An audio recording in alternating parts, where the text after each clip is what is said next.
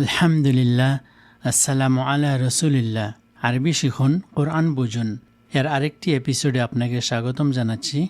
আজকে আমাদের এই ভিডিওর বিষয়বস্তু হলো মাখরাজ।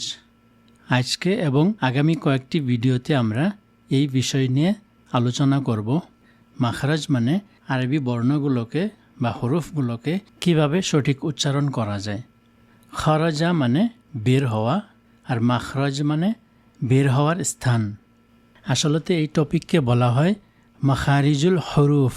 মাখারিজুল হরুফ মানে অক্ষরসমূহের উচ্চারণস্থল। মুখ, গলা, জিহ্বা, ঠোঁট ইত্যাদির কোন স্থান থেকে অক্ষরের ধ্বনি বের হয়, সেটাই তার মাখরাজ। এটি একটি গুরুত্বপূর্ণ বিষয়। আমরা যেহেতু কোরআন পড়া শিখতেছি, এজন্য অত্যন্ত জরুরি যে আমরা আল্লাহর কালামকে সঠিকভাবে উচ্চারণ করে পড়া শিখব। এই টপিকটিকে অনেকেই অনেক কঠিন মনে করে, কিন্তু আমি চেষ্টা করব এই বিষয়টিকে একটু ভিন্নভাবে পড়ানোর জন্য, যাতে করে এটিকে কঠিন মনে না হয়। আসুন তাহলে শুরু করা যাক। আরবি বর্ণমালাতে যেগুলো বর্ণ রয়েছে বা হরুফ আছে, এগুলোর সবগুলো বাংলাতে নেই। এমন কিছু হরুফ আছে আরবিতে যেগুলো বাংলাতে নেই। তার মানে সেই হরুফগুলো উচ্চারণ করতে আমরা একটু শিখতে হবে, একটু এক্সট্রা এফোর্ট লাগিয়ে শিখতে হবে। আমি শুধু সেই হরফগুলোতে বেশি ফোকাস করব। আর আপনাদেরকে রিকোয়েস্ট করব যে একটু অ্যাটেনশন দিয়ে শুনবেন, তাহলে বিষয়টি খুব সহজে বুঝতে পারবেন। আমি আমার ব্যক্তিগত অভিজ্ঞতা থেকে বলছি, বাচ্চারা এই বিষয়টি কিন্তু খুব সহজে শিখে নেয়। বাচ্চারা সুন্দর করে কপি করতে পারে, তারা যেরকম শুনে সেরকমই পড়ে। সো আমিও সেই ট্রিকটি আপনাদেরকে বলবো যে একটু অ্যাটেনশন দিয়ে শুনবেন আর অ্যাজ ইট ইজ পড়ার চেষ্টা করবেন। প্রধান মাখরাজ 5টি, মানে মুখের 5টি জায়গাকে বিশেষভাবে অ্যাপ্লাই করে এই হরফগুলোকে উচ্চারণ করা হয়। তার প্রথমটি হলো মুখ গহ্বর, আরবিতে আল জাউফ বলা হয়। আর দ্বিতীয়টি হলো জিবা, আল লিসান। আর তৃতীয়টি 2 ঠোঁট, আর শাফাতান। আর 4 নম্বরটি হলো নাসিকা গহ্বর, মানে নাকের সাহায্যে, আরবিতে বলা হয় আল খয়সুম, আল খয়সুম। আর 5 নম্বরটি হলো কণ্ঠনলী, যাকে হালাক বলা হয়। আমরা যারা বাংলাভাষী তারা এই হরুফ 28টির বেশিরভাগ হরুফকেই সঠিকে উচ্চারণ করি। যেরকম এটি প্রথমটি আল জৌফ, মানে মুখ গহ্বর থেকে, মুখের ভিতরে যে খালি জায়গাটা, সেটাকে ব্যবহার করে কিভাবে এই হরফগুলোকে সঠিকভাবে উচ্চারণ করা হয়। যেরকম এখানে দেখবেন এটি কলা, এখানে কফ ফাতহা তারপরে আলিফ আছে। এই আলিফকে কিভাবে উচ্চারণ করব? কলা, কলা। তারপরে এটি ইয়াকুলু, এখানে দাম্মার সাথে ওয়াও এসেছে, ইয়াকুলু। আর এটিতে হলো কাসরার সাথে ইয়া এসেছে এখানে, তো এটিকে পড়ব কিলা, কিলা।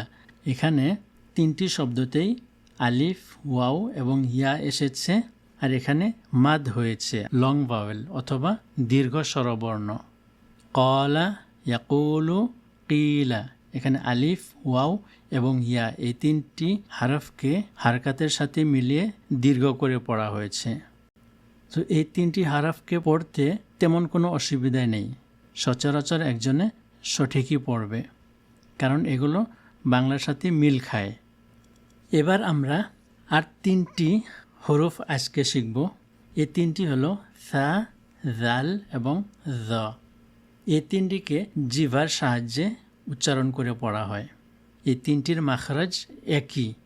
আসুন এই প্রথম হারফটিকে পড়ার চেষ্টা করব। এটি সা, সা। এখন সাকে সঠিকভাবে পড়তে হলে আপনার জিভার আগাটা উপরের এবং নিচের দাঁতের মাঝখান থেকে একটু বাইরে বের করবেন। বের করে উপরের দাঁতকে টাচ করবেন। নিচের দাঁত দিয়ে জিভাকে উপরের দাঁতের সাথে টাচ করতে হবে, মানে আপনার জিভার আগাটা সামান্য বাইরে বের করে উপরের দাঁতের সাথে স্পর্শ করতে হবে। তখন আপনি বলবেন সা, সা। এটি সা নয়, কিন্তু এটি সা নয়, বা এটি থা, তাও নয়। এটি সা, সি, সু, সা, সি, সু। এটিকে পড়ব আস, আস। এটি হবে ইস, এটি উস, আস, ইস, উস। তো এই শব্দটিকে পড়ব আমরা সালাসা, সালাসা, সালাসা মানে 3। এটিকে পড়ব সাউব, সাউব মানে পোশাক। সাকিল, সাকিল, সাকিল মানে ভারী। এটি সাবিত, সাবিত, সাবিত মানে স্থির, অটল। বাংলাতেও শব্দটি ব্যবহার হয়, সাবিত বলা হয়, কিন্তু আসলতে শব্দটি হবে সাবিত। এটি মিসল, মিসল, মিসল মানে সদৃশ্য, মানে সিমিলার। এটি হলো কাসির, কাসির, কাসির মানে অনেক, প্রচুর। এটি হলো সাওয়াব, সাওয়াব, সাওয়াব মানে প্রতিদান, সওয়াব। আমরা বাংলাতেও বা উর্দুতেও শুনেছি সাওয়াব, এটি সাওয়াব নয়, সাওয়াব। এটি হলো আকসার, আকসার, আকসার মানে অধিকাংশ। এটিকে পড়ব সুম্মা, সুম্মা মানে তারপর, সুম্মা। এই বাক্যটি পড়ব ইংদি সালাসাতু কুতুব, ইংদি সালাসাতু কুতুব। আমার কাছে 3টি বই আছে। ইংদি মানে আমার কাছে, সালাসা মানে 3টি, কুতুব মানে কিতাবের বহুবচন, কিতাব মানে একটি বই, কুতুব মানে একাধিক বই। এটি হাযা সাউবুন জাদিদ, এটি একটি নতুন পোশাক। এখানে সাউব মানে পোশাক। এটিকে পড়ব আস-সামারাতু হুলওয়া, আস-সামারাতু হুলওয়া, ফলটি মিষ্টি। আস-সামারাতু মানে ফলটি, হুলওয়া বা হালুয়া মানে মিষ্টি। আমরা যে হালুয়া বলি এটিও আরবি শব্দ। এটিকে পড়ব সুম্মা যাহাবতু ইলাল মসজিদ, সুম্মা তারপর, সুম্মা যাহাবতু ইলাল মসজিদ তারপর আমি মসজিদে গেলাম। এটি হলো জাল। একই ধরনের আপনি জিহ্বাকে উপরে দাঁতের সাথে টাচ করবেন, জিহ্বার আগাটা একটু বের করে উপরে দাঁতের সাথে স্পর্শ করবেন, তারপরে বলবেন জাল, জাল না বা দালও নয়, এটি হলো জাল। জাল ফাতহা জা, জাল কাসরা জি, জাল দম্মা জো, জা জি জো, জা জি জো। এটি হবে আজ ইজ উজ, আজ ইজ উজ। এই শব্দটিকে পড়ব হাজা, হাজা, হাজা মানে এটি। এটিকে পড়ব আল্লাযীনা, আল্লাযীনা, আল্লাযীনা মানে যারা। এটি যিকর, যিকর, যিকর মানে স্মরণ করা, কাউকে মনে করা, যিকর করা। এটি জিকির নয়, এটি যিকর, যিকর। এটি হবে আযাব, আযাব, আযাব মানে আমরা জানি শাস্তি। এটি হবে যুররিয়া, যুররিয়া মানে বংশধর। এটি হলো আযান, আযান, আযান মানে আজান। এটি হাযা কিতাবুন, এটি একটি কিতাব।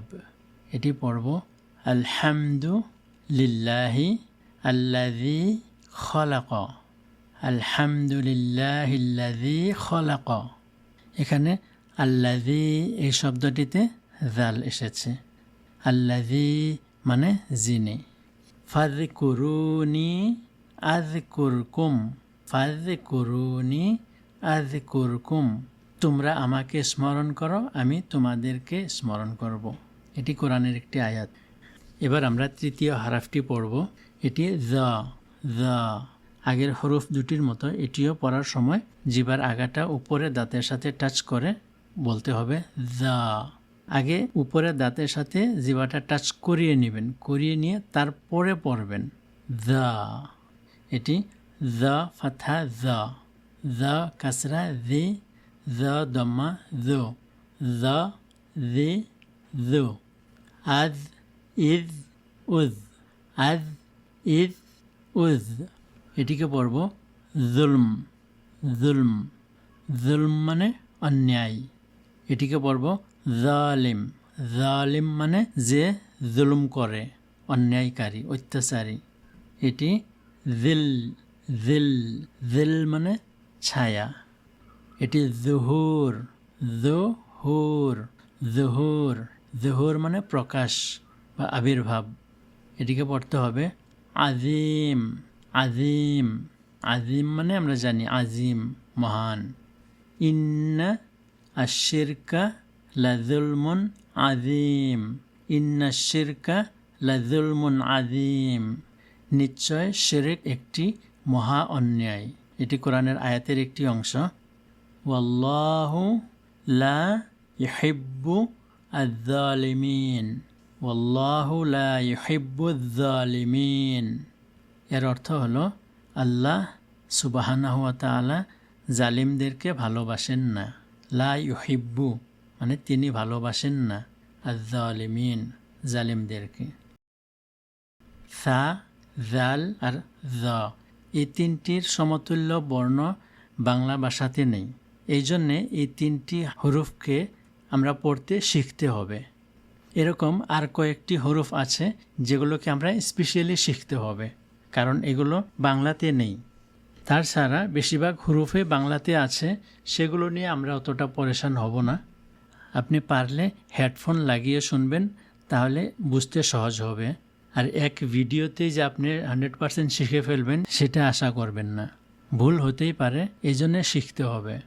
পরবর্তী ভিডিওতে আমরা আর কয়েকটি হরফের মাখরাজ নিয়ে আলোচনা করব ইনশাআল্লাহ। আসসালামু আলাইকুম।